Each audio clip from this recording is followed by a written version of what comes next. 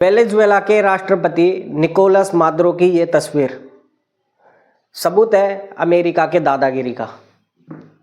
Super power America जो दुनिया के बड़े बड़े युद्धों को रुकवाने का दावा करता है, जो यूक्रेन और रशिया के वार को रुकवाना चाहता है, वही एक स्वतंत्र देश के राष्ट्रपति को 30 मिनट के अंदर वहाँ पर ऐसा ऑपरेशन करता है और वहाँ से उसके पत्नी और वहाँ के राष्ट्रपति को उठाकर अपने यहाँ ले आता है। ये अंतर्राष्ट्रीय नियम कायदे कानून की धज्जियाँ उड़ा देता है भाइयों। ये सब अंतर्राष्ट्रीय कानून के खिलाफ है। यूएनएस कौंसल, यूएन, ये संस्था इससे ज़्यादा क्या ही कर सकती हैं? अमेरिका का क्या बिगाड़ सकती हैं? सुपर पावर है, कोई ऐसा देश ही नहीं है जो अमेरिका को टक्कर दे दे। लेकिन आज सारे देशों को एक बात जरूर समझनी चाहिए, अगर कोई देश अपनी सुरक्षा नहीं कर सकता, उसके पास चाहे तेल कितना भी हो, चाहे पैसा कितना ही हो, चाहे जनता की पावर कितनी भी हो, अगर उसके पास पर्याप्त हथियार नहीं है, परमाणु बम नहीं है, तो उसका देश सुरक्षित नहीं है। ये अगला नंबर शायद किसी और देश का भी हो सकता है, शायद ईरान इराक का भी हो सकता है। और पावरफुल के सामने कोई कुछ भी नहीं कर सकता है। ये दुनिया की सच्चाई है भाइयों। मादुरो गलत थे या सही, ये मेरा पॉइंट नहीं है। आज अगर आपको बताऊं वेनेजुएला में हुआ क्या, तो वेनेजुएला को आपने देखा होगा, जब ये ऑपरेशन हुआ तो वेनेजुएला में 1 लाख से भी ज़्यादा कुछ सैनिक थे। रूस का दिया हुआ S-300 डिफेंस सिस्टम था, चाइना का दिया हुआ रडार सिस्टम था। इसके बावजूद भी अमेरिका इतने आसानी से कैसे मादुरो को ले गया? नतीजा ये था भाइयों, क्या वेनेजुएला के अपने अंदर के ही गद्दारों ने, जो नेता कल तक अमेरिका को गाली दे रहे थे, वो खरीद लिए गए थे, रिपोर्ट के मुताबिक बता रहा हूँ मैं। दूसरा भाइयों, वहाँ के सेना के जो जनरल थे, उनको धमकाया गया, आप अमेरिका से युद्ध तो नहीं लड़ सकते, अगर अमेरिका का साथ दे दोगे आप तो आपको अमेरिका में रहने के लिए आवास मिल जाएगा और आपको डॉलर वगैरह मिलेगा, और अगर यहाँ पर युद्ध हार गए तो आप पर क्रिमिनल केस चलाया जाएगा। इसी के चलते देश को बेच गए भाइयों, देश से गद्दारी कर गए, कुछ सांसद भी इसमें मिल गए। नतीजा ये हुआ कि जब अमेरिका ने वेनेजुएला पर अटैक किया, वेनेजुएला के पास शायद डिफेंस सिस्टम था, चाहे उसका रडार था, काम ही नहीं करा। और भाइयों, इससे पहले 10 मिनट पहले, अमेरिका के अटैक से 10 मिनट पहले वेनेजुएला का पूरा सिस्टम ठप पड़ गया, साइबर वॉर हो गया। अमेरिका ने वेनेजुएला पर साइबर वॉर कर दिया, इंटरनेट फेल हो गया। और पूरी दुनिया को एक बात समझनी चाहिए, पूरी दुनिया का इंटरनेट का जो कंट्रोल है वो अमेरिका के पास है। स्टारलिंक वगैरह ऐसी जो कंपनियां हैं, पूरी दुनिया को जो इंटरनेट प्रोवाइड करती हैं, वो जब चाहे तब अपना ऐसा इंटरनेट रोक भी सकती हैं। नतीजा ये हुआ कि जीपीएस काम नहीं करा, रेडार काम नहीं करा, डिफेंस सिस्टम काम नहीं करा, और अमेरिका 30 मिनट के अंदर मादुरो को अपने आवास से उठाकर ले गए। कुछ सैनिकों ने बलिदान दिया भी, जो आवास पर सुरक्षा के लिए थे।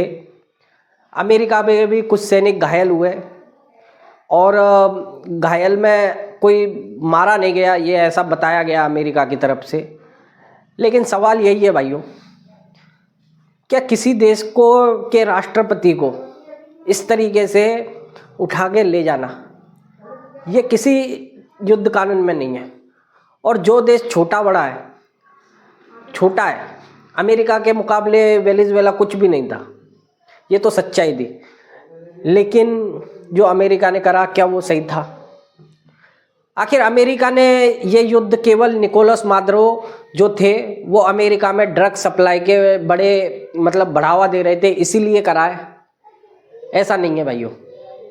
दरअसल वेनेजुएला जो है उसमें 330 मैट्रिक टन ऑयल पाया जाता है, कच्चा तेल, जो कि पूरे दुनिया का 18% है, सबसे ज़्यादा है। सऊदी अरब से भी ज़्यादा है, सऊदी अरब दूसरे नंबर पर आता है। एक नंबर का देश है भाइयों जिसके पास ये कच्चा तेल था। दूसरा, सोने के मिनरल्स के भंडार है इधर, और इसी पर अमेरिका की नज़र थी।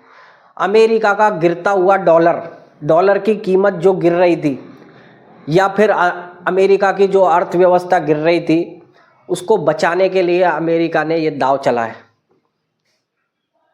डॉलर तो बचा लिया, तेल भी बेच लेगा, अर्थव्यवस्था भी बच जाएगी, पर उस स्वतंत्र देश के लोगों का क्या होगा?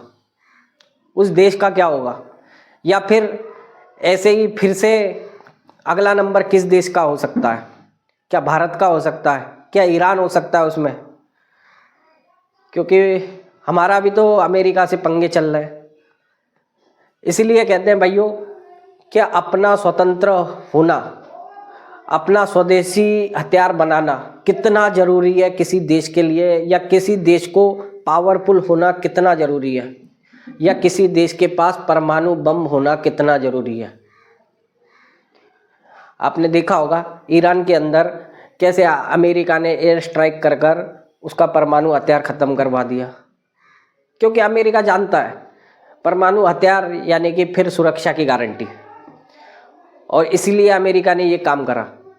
इसी तरीके से इराक के अंदर सद्दाम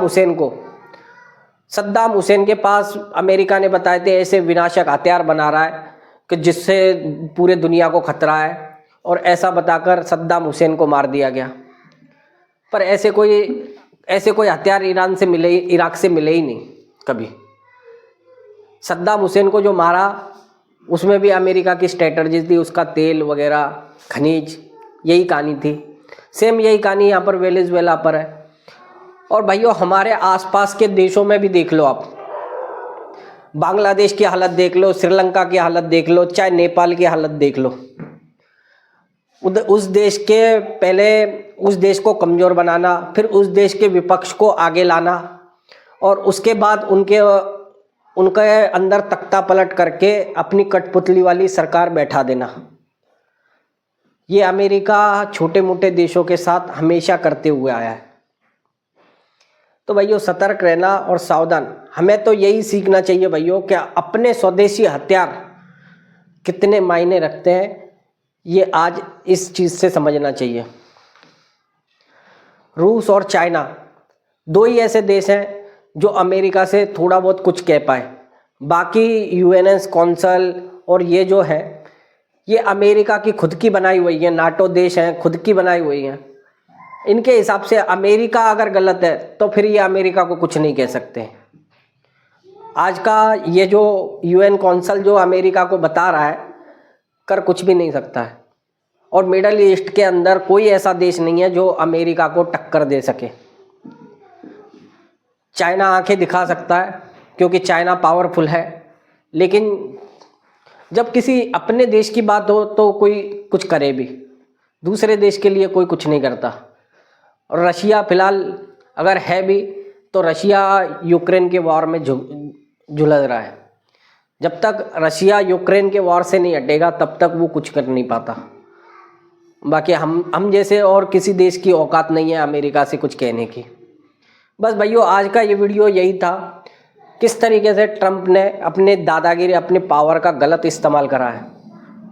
और ये आने वाले हर देश ने समझना चाहिए, चाहे वो किसी भी देश से मुझे सुनना होगा, समझ रहा होगा, उसने एक बात ज़रूर समझनी चाहिए कि अगर उसके पास परमाणु हथियार नहीं है या उसकी हथियार प्रणाली, डिफेंस सिस्टम उसका कमज़ोर है, या वो हथियार नहीं बनाना जानता, तो अगला नंबर उसका भी हो सकता है। अगर वो सुरक्षा पर किसी देश पर निर्भर है तो अगला नंबर भी उसका हो सकता है। इसीलिए आज की डेट में पावरफुल होना बहुत बड़ी बात है। आपको वीडियो कैसा लगा भाइयों, और वीडियो में आपको क्या और मैंने ऐसा कहना रह गया, या आपको कोई पॉइंट अच्छा लगा तो लाइक करके, कमेंट करके आप अपना जवाब लिख सकते हो। और चैनल पे नए आए हो भाइयों तो सब्सक्राइब ज़रूर करना। बाकी भाई जय हिंद।